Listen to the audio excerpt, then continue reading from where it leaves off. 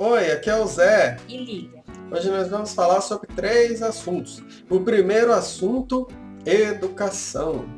Eu sou professor de inglês em escola de idiomas e em escola de computação que tem a aula de inglês. E nesse tipo de ambiente eu já tenho mais de 15 anos de experiência. Agora, em ensino fundamental 2 e ensino médio, fundamental 2, para quem não sabe, é da sexta série em diante. Ensino médio, tem o primeiro ano, segundo e terceiro ano do ensino médio. Eu tive a experiência de 3 anos na escola estadual. Então, essa experiência que eu tive nesses 3 anos, né, eu não me adaptei, eu não gostei do ambiente. Eu achei um ambiente ruim. Agora, como professor de inglês em escola de idiomas e de informática, o ambiente é bom, às vezes razoável, bom. Mas na escola estadual, eu achei ruim o ambiente, né? Porque é muita bagunça e o pessoal fala assim, existe aquela ideia de que o professor tem que colocar limite no aluno. Eu concordo, tem que colocar limite. Mas também existe a questão de aplicar a punição. Mas se você retira a punição, aí você coloca o limite. Alguns alunos vão respeitar o limite e outros não. É daí que vem a necessidade da punição. A punição que eu falo não é bater no aluno, seria a suspensão e excluir o aluno. Mas isso é contra a lei, né? Não pode suspender nem excluir. Mas eu penso que essas punições seriam necessárias, né? Eu entendo que isso nunca vai acontecer. E aí, se o aluno quiser voltar, ele poderia voltar, né? Se ele fosse excluído, ele poderia voltar, mas teria que respeitar a aula. O que eu vejo nessa questão, aí você pode falar assim, mas vai excluir o aluno? Penso assim, esses alunos que fazem bagunça, eles estão inclusos fisicamente dentro da sala de aula. Fisicamente, mas na aula eles se auto-excluem da aula e eles acabam excluindo os outros alunos que estão interessados em ouvir o professor. Eles excluem os outros alunos da aula também. Então, eu penso, se o aluno não quer, não está interessado na aula, né, não está afim, que pelo menos fique quieto, não atrapalhe o outro aluno que quer prestar atenção na aula.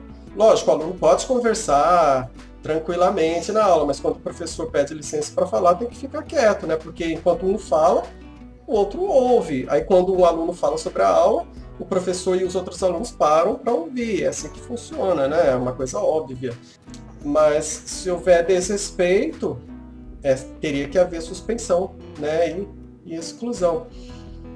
E tu, o que tu achas? Eu estava me lembrando agora que o professor sempre acaba levando a pior nessa história, que os alunos tem uma. Eu já ouvi uma teoria que é assim, que se os alunos não colaboram nas aulas, quer dizer que a culpa é do professor. Isso é errado. Chegar e colocar a culpa do professor. Também outra coisa que se diz por aí, que o aluno é o centro da aula. Pois eu discordo, que o centro da aula é a matéria, porque ali o professor está ensinando e o aluno está aprendendo. Então, quer dizer que o que tem de importante ali é a aula, a matéria. Então, não pode chegar, na minha opinião, está errado, chegar e colocar o aluno como se fosse a coisa mais importante também. Eu acho absurdo isso, na minha opinião. E outra coisa também, que eu tenho a minha convicção, é de que o professor tem que cumprir o seu papel de professor. Sim. E os alunos também têm que cumprir o papel de Sim, aluno, com né? certeza, então, com cada um certeza. cumpre o seu papel. Uhum. Então, é basicamente isso. O respeito é o centro de tudo. Se faltou É. respeito, ou o professor faltou respeito, ou algum aluno faltou respeito, então já fica tudo manco. Quem desrespeitou quem ali é o que perdeu a razão de qualquer coisa. Né? Aliás, na minha opinião, o aluno não tem razão de nada, porque ele é o que mais atrapalha a aula. Não, o aluno bagunceiro. O aluno bagunceiro, não claro. podemos generalizar, porque tem aluno que respeita. Não, tranquilo, eu concordo com você, só que É. a gente tem que lembrar também que não são todos os alunos assim. A maioria não colabora, né? Eu penso assim que que toda sala tem aqueles que respeitam, tem aqueles que desrespeitam mesmo, tem uns que pendem mais para aqueles que desrespeitam, outros pendem mais para aqueles que respeitam, mas só bagunça que aqueles que desrespeitam e aqueles que vão meio que pendem mais para esses que desrespeitam, só a bagunça desse pessoal, o barulho que eles fazem, já atrapalha tudo. Tem uma força incrível de atrapalhar tudo, né? Você pede licença para falar, eles não respeitam, né, esse pessoalzinho, e aí? E tem outra, os professores acabam levando a fama de culpado pela educação da criança, sendo que, na verdade, a culpa é dos pais, porque as boas maneiras elas devem ser trazidas para a escola vindas de casa. Né? Então, se as crianças não têm uma boa educação na escola, é porque a culpa é dos pais. Uma coisa importante que eu estava me esquecendo sobre a questão da punição.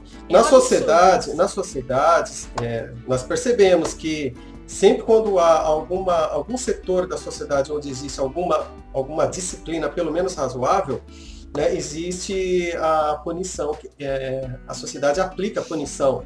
Por exemplo, no trânsito, existe a punição, né? Você tem que respeitar, existe a multa. Imagine se você tirar a multa, será que fica a mesma coisa? Fica pior. No emprego, você não pode fazer bagunça, jogar papel, ficar xingando todo mundo, né? Você tem que ter uma postura, pelo menos razoável, senão você pode ser demitido até por justa causa. Outros exemplos, para votar, você tem que votar, porque se você não votar e não justificar, você tem uma punição, porque a sua documentação fica irregular, aí você não consegue fazer algumas coisas que precisam dessa documentação. Você tem a punição. Também a questão do crédito, né? Você compra prestação, crédito. Se você não paga, né? Então existe a punição, você perde o crédito. Né? Não fica tudo a mesma coisa. Você é punido. Exército também, você tem que se alistar. Porque se você não se alistar, fica faltando a documentação. Aí várias coisas na sociedade você não consegue fazer. Então, existe a punição na sociedade. Você lembra de mais alguma coisa? Agora eu não estou conseguindo lembrar. Mas com certeza existem várias punições então, na sociedade. Na sociedade. E a pessoa já tem que aprender isso desde casa, né? Nem desde a escola. Desde casa, os pais pegam e educam os filhos, dando tudo na mãozinha, oferecendo tudo que ele quer, sendo que os pais têm que determinar aquilo que eles podem dar e que não podem dar. Se o pai não pode dar tal brinquedo, a criança tem que ficar quieta e pronto, não tem que ficar esperneando, pedindo, pai, eu quero esse brinquedo. E o pai diz para a criança, não posso dar esse brinquedo. E a criança pega e faz birra querendo aquele brinquedo, sendo que os pais não têm essa condição. E o pai se mata pagando 10 vezes no cartão o presente que ele tanto quer, só porque o filho não fica fazendo birra. O pai e a mãe, eles têm que pôr um limite, tem que dar uma punição para os filhos. Os pais não podem sim, dar essa chance para o filho montar em cima deles. Senão, a criança vai trazer isso para o resto da vida onde ele estiver. Vai ser um cidadão, a criança quando adulto vai ser um cidadão que não respeita a sociedade, não respeita ninguém, não vai respeitar o chefe. E quando o chefe for chamar atenção e pôr ele e mandar ele embora, o rapaz não vai poder retornar, porque levou uma bronca e foi demitido. Por exemplo, sofrer, os professores, né, na escola, eles têm que manter um padrão, uma disciplina. O professor não pode fazer bagunça na escola, senão o professor é demitido, né? Então, até o professor é excluído do sistema se ele não cumprir o padrão razoável, pelo menos. Bem, a minha experiência foi de 3 anos na escola estadual. Agora, em outras escolas particulares, eu acho que deve ser melhor, né? Eu imagino que sim, né? Existe a questão também da transferência. A transferência que eu estou falando é a transferência da culpa. Por exemplo, o aluno sabe que não pode sair da sala de aula sem a permissão. Aí alguns alunos saem, desrespeitam mesmo, saem. Aí depois vem alguém lá, um inspetor, sei lá, o diretor, não sei. Aí fala, você deixou o aluno sair. Não, o professor não deixa o aluno sair, o aluno sai sem permissão, ou seja, a culpa é transferida para o professor. A culpa é do aluno. E Então, ele vai sair perdendo, né? tem aluno legal que respeita? Tem, claro, né? Mas é isso, né? Se uns não desrespeitam, fazem barulho, jogam papel, xingam, já estraga tudo. Aí você pede licença, não adianta. Sem contar que esses bagunceiros, eles acabam influenciando aqueles que podem influenciar, Tem uns né? que são no meio termo, acabam influenciando. Os que estão mais neutros, né? Acabam indo na onda do outro, do coleguinha bagunceiro. Então aí o lado negro da força acaba ganhando, né? Eu penso que deveria excluir. Se quiser voltar, volta. Volta, tranquilo, mas respeita. Se ficar desrespeitando, sai de novo. Mas isso não existe, pessoal. Tá? Próximo assunto, política. Um assunto polêmico. Começa aí, fala um pouquinho, bastante, sei lá. É bem complicado falar sobre esse assunto. Ainda mais a política do nosso país, né? Que é uma verdadeira tristeza, né? Para não falar coisa pior. É muito triste ver a situação do nosso país. Vários políticos que estão lá já deveriam sair de lá, mas eles continuam lá. Continuam sugando o nosso dinheiro, sugando a nossa saúde, sugando a população em todos os aspectos. Eles são egoístas, eles são manipuladores, eles são tudo que é de pior na sociedade. Então a população fica sofrendo. Aí tem gente que fica defendendo partido, eu acho um absurdo. Eu, por exemplo, eu não defendo partido. A gente tem que defender o país e não os políticos. Então, quem defende partidos, quem defende político, tá cego. Totalmente cego, porque o político pegou e cegou a pessoa. Né? E fora também o sistema eleitoral, que é o sistema de votos, né? Eu acho totalmente absurdo ter que votar na urna eletrônica. Eu acho absurdo obrigar a gente a votar. É lógico que existe aquela tal história, que o brasileiro, a população, conseguiu, tem muita gente que fala isso, conseguiu adquirir o direito de voto, é um direito da população, é um direito, mas eu vejo assim, e também deveria ser direito da população não votar. E não é só direito, é obrigatório também. Direito? É um direito, mas é obrigatório só que é um também. direito imposto. Então, o pessoal fala, mas é um direito que o brasileiro conquistou. Na verdade, não é isso não, eles obrigam. É um direito que na verdade não é tão direito assim, uma obrigação. A gente não sabe se existe político honesto. Quando a gente escuta dizer que aquele político ali não, aquele ali é honesto. Quando a gente vai ver lá na frente, ele não é nada honesto. Eu estou desiludida com qualquer político. Se um me disser, não, eu não vou fazer nada de errado, eu não vou acreditar do mesmo jeito, mesmo que ele no final acabe fazendo algo certo. Porque eu penso assim, mesmo que ele faça algo certo, quem fez alguma coisa boa ali, não fez mais do que obrigação. Não tem que receber elogio do povo. Eles estão lá para poder fazer o que é preciso para a população. Foi obrigação deles. Se ele foi votado lá e ele disse que ia fazer tal coisa, então ele tem que fazer aquilo que ele falou. Porque ele deu a palavra dele de que ia fazer aquilo. Política, pelo que eu já li no dicionário, tá? No dicionário de português normal, é a arte de governar. Nesse sentido, política eu vejo como uma coisa neutra, né? É só uma arte de governar. Agora, o problema é quando a pessoa utiliza essa arte para o mal, né? É uma coisa neutra, você tem que usar para o bem, mas se você usa para o mal, o problema é isso. Para o mal seria a corrupção, esse que é o problema. A política é governo, né? É o trabalho da pessoa governar, no caso, a nação, né? O Estado, enfim.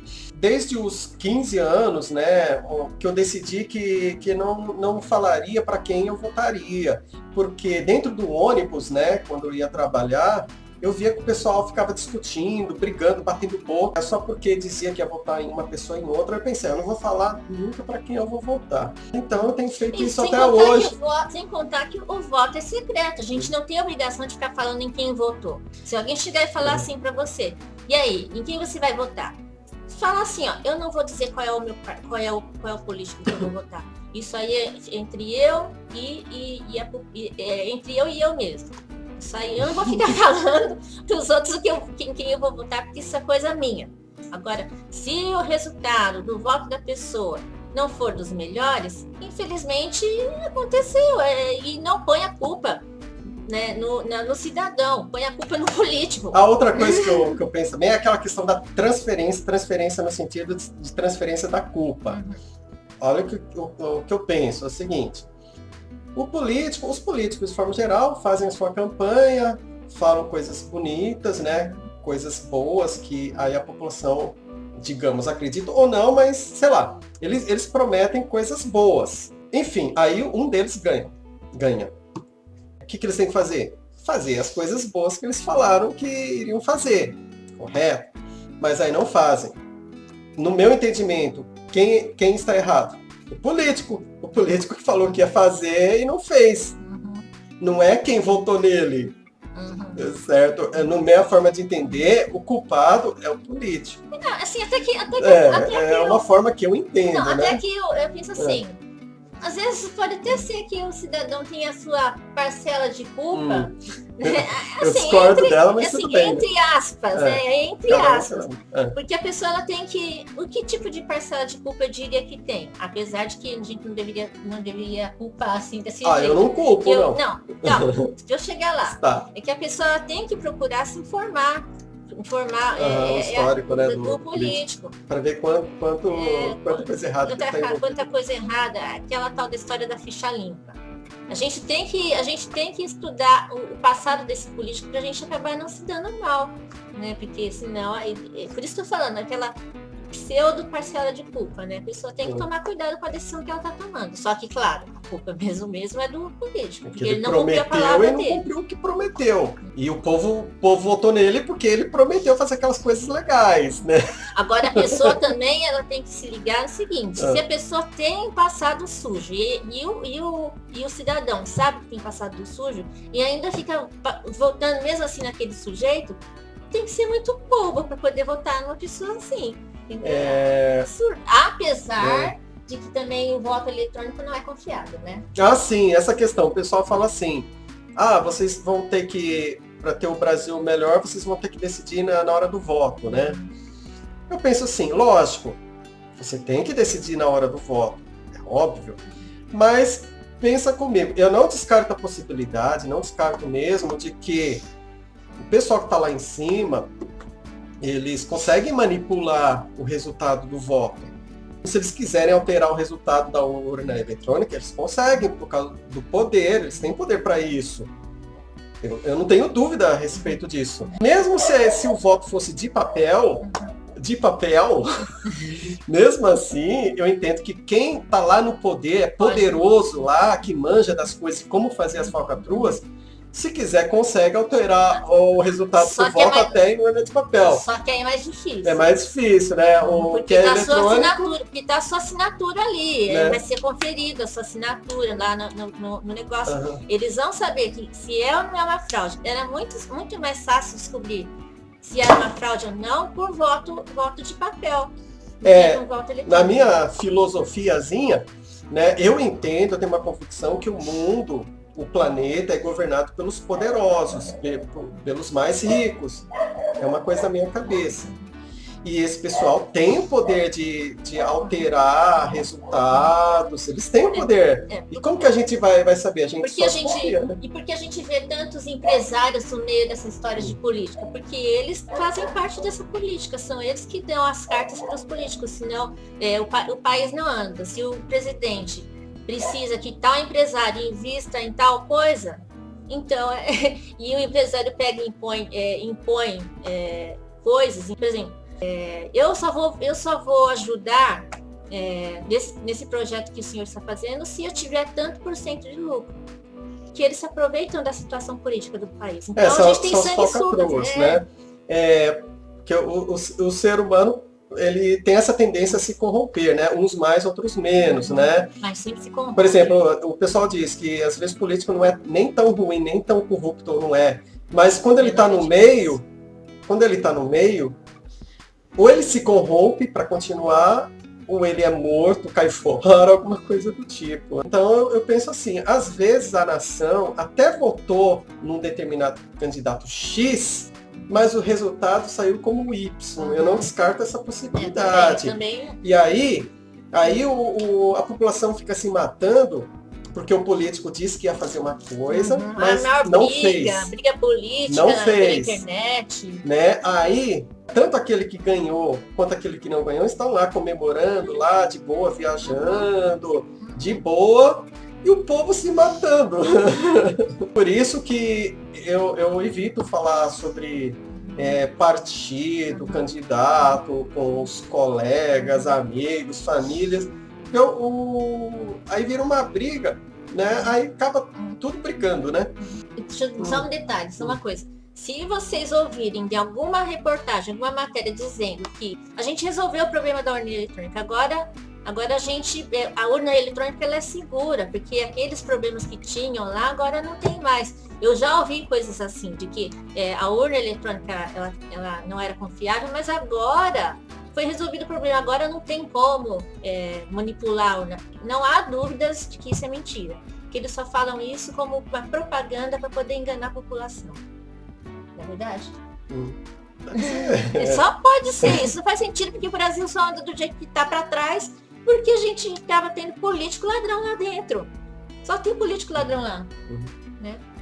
Bem, o próximo tema você pensa antes de falar?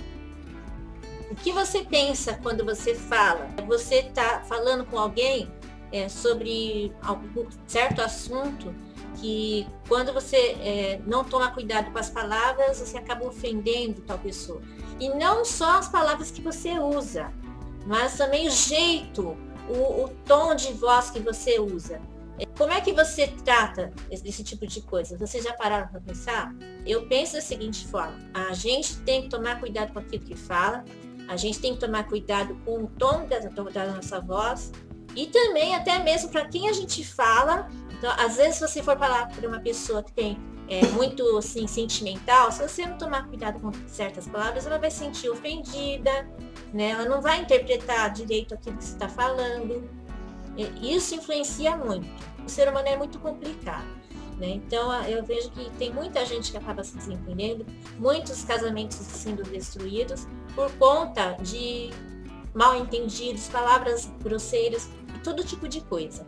E filhos que brigam com os pais, amigos, por causa de palavras erradas. E o tom de voz, o jeito que você fala de todas as formas, a sua expressão. Como dizem, não é nem tanto aquilo que você diz, mas é a maneira como você diz. A maior parte das vezes. O tom, assim, tom bravo, ou tom de sarcasmo. A expressão do rosto também conta. Isso, os músculos do rosto, aquela expressão se arregala o olho, você tem que fazer. Eu não sou aquele exemplo disso, não, né? Isso é um conselho para mim, né? Para eu me controlar. Tem uma coisa que também influencia. Disso, né? Uma outra coisa que influencia é que a pessoa, às vezes, ela está falando tal coisa com uma expressão, sendo que, na verdade, ela está dizendo outra. Então a pessoa também tem que ser mais clara, procurar ser mais clara, e para que ela venha a ser compreendida por quem está ouvindo aquilo que você está falando. Por hoje é só, gente, tá? É isso aí que a gente queria passar para vocês, tá bom?